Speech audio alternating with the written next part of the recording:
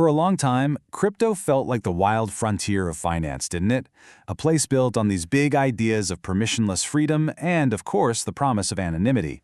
Well, that era is officially over. The game has completely changed, the rules have been rewritten from the ground up, and a new world order of surveillance and control is being built right under our noses. Take a look at this number.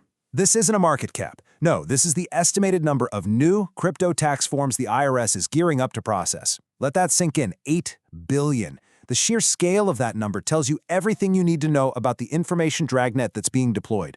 This is the very infrastructure of mass surveillance, and it is coming online fast. So if that number didn't grab your attention, maybe this question will.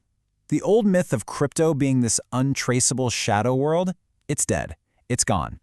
The question is no longer if you're being watched, it's how you're being watched. And this, right here, is the weapon of choice in their new arsenal, IRS Form 1099-DA. Now don't let the incredibly boring name fool you. This is not just another tax form. Think of it as the central nervous system for a whole new regime of data collection, one designed specifically to link your real-world identity to every single thing you do with your digital assets. The real genius, or, the real danger, is in how they define who has to report this info. The term they use is digital asset middleman, and it is so intentionally vague it's almost beautiful. What exactly is a facilitative service, or a situation where you would ordinarily know the details? This isn't just aimed at the big exchanges like Coinbase or Kraken. No. The net they're casting is wide enough to potentially snag wallet providers, DeFi protocols, and all sorts of other players who never in a million years thought of themselves as a broker. So what exactly is being funneled directly to the IRS? Basically, everything. We're talking your name, your address, your taxpayer ID, the exact coin you sold, how many you sold, and what you got for it. But here's the real kicker, the specific wallet addresses and the transaction IDs. This creates a permanent, searchable digital breadcrumb trail right from your on-chain activity straight to your front door. Now, for anyone who's actually trading, you have to understand this distinction, covered versus non-covered. The line in the sand is January 1st, 2026. Any crypto you buy on or after that date is considered covered. That means your broker has to report your cost basis to the IRS. No ifs, ands, or buts.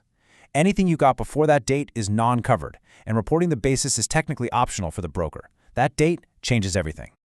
And this whole thing is rolling out in two main phases. So for all transactions happening in 2025, brokers have to report your gross proceeds, how much you sold for. But reporting the cost basis is still voluntary. You can think of it like a warm-up lap. But starting in 2026, the system goes fully operational.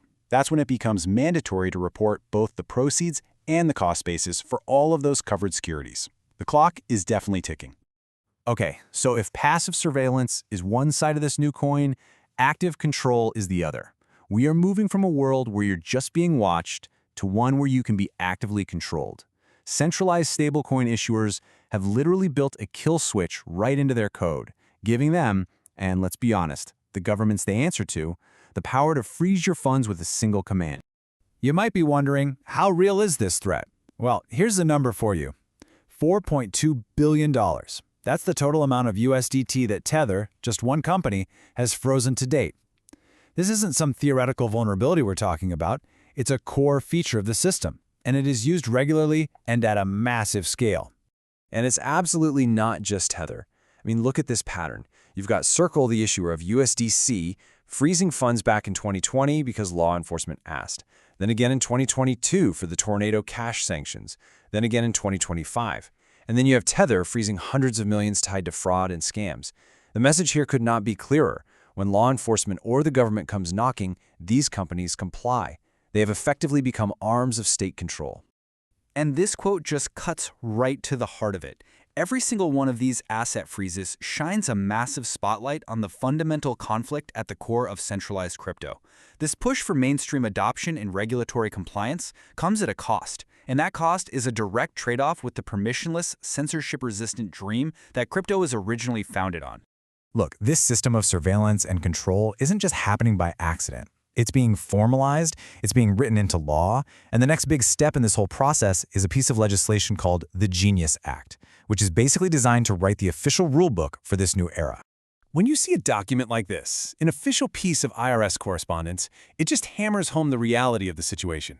The threat isn't some shadowy, abstract idea. It's bureaucracy. It's rules and regulations written in dense, boring legalese. The fine print has become the new front line in the battle for financial freedom. So, what are the official goals of this new law? Well, on paper, it's all about creating a clear regulatory framework, maybe even letting banks use stablecoins to settle transactions. But you have to look closer. A key part is explicitly designed to make sure that even foreign stablecoin issuers have to comply with U.S. freeze orders. This is about projecting power. It's about extending the reach of that centralized kill switch all across the globe. But not everyone is just rolling over and accepting this new reality. Coming from the world of self-custody and real decentralization, there is some serious pushback. There's a counterargument that these new rules don't just trample on our privacy, they actually create massive new risks for absolutely everyone involved. And this is the core of their argument, what they call the honeypot risk. By forcing all of these companies, many of whom are not security experts, to collect and store all of this incredibly sensitive user data, the IRS is creating a giant, irresistible target for criminals.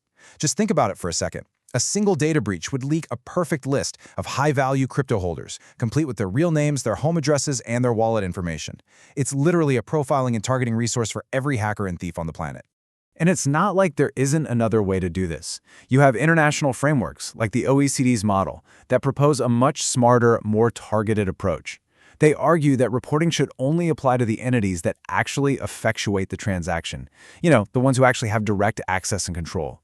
This really suggests that the super broad U.S. definition of a middleman is a very deliberate choice to maximize data collection, not just to make sure people pay their taxes. So, after all that, what does this actually mean for you? The old map is useless now. To navigate this new territory, you need a completely new playbook, one that accepts the reality of this new world order. So here they are, the new rules of engagement. Rule number 1, surveillance is the default setting. You have to assume that every single thing you do on a centralized platform is being logged and reported. Rule 2, centralization is a choke point. Issuers like Circle and Tether are direct pipelines for state control and asset freezes. Rule 3, this isn't a temporary phase. This is regulation solidifying. These systems are being made permanent. And finally, Rule 4, data is the new battlefield. The real fight from here on out is over who collects, who holds, and who protects your personal financial data. So, the new world order of crypto is here. It's a world of mass surveillance systems and centralized kill switches. The board is set. The rules have been written. The only question left to ask is, what's your next move?